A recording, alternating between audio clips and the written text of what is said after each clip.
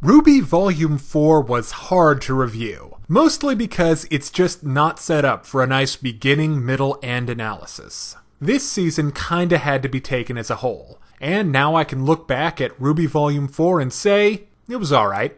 Well, at least you're concise. Considering the major shakeup last season, I understand them still finding their groove, you know? And that being said, let's look at the things RWBY did well this season. First off, I'm happy to see the world of Remnant really expanded on. We're treated to a wide variety of architectural styles and terrain types. From the Asian-inspired forest ruins that Team Ranger keeps passing through, to the stark cold manor Weiss lives in. And let's not forget the final level Doom Fortress look for Salem's lair. The backgrounds and environments look great. Continuing on the art front, the character designs for the four main girls are mostly really nice, with Weiss and RWBY looking the best yet again. I also like Ren's new look, but I'm not really that fond of Nora's. It's a little too 50s poodle girl, you know? Now onto the character front. The bad guys are mostly well done. Let's start by looking at the big bad boss, Salem. Named for the town in Massachusetts, no doubt. If only Cotton Mathers were on hand. Who? Never mind. Salem's a good example of the far-seeing villain mastermind archetype.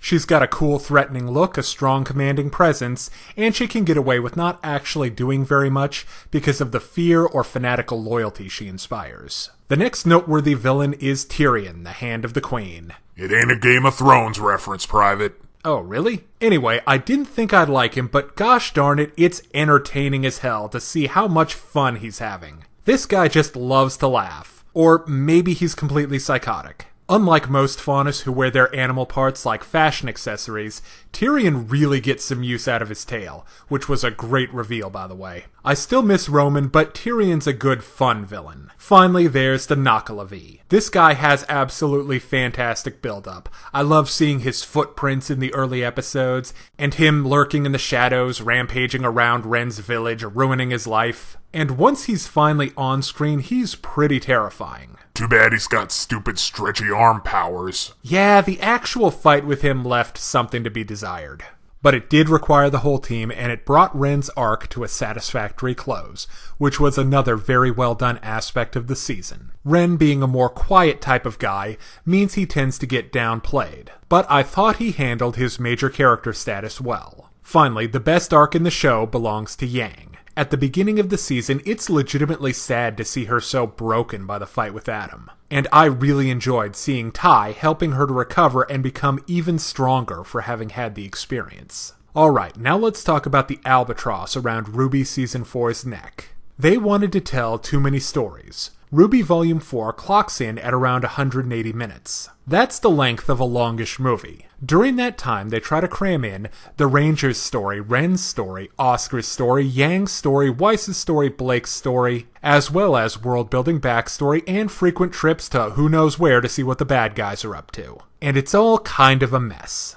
The most important stuff plot-wise were the Ranger's journey to Minstrel, the White Fang business with Blake, and Oscar's story. And of those three, only one is completed satisfactorily.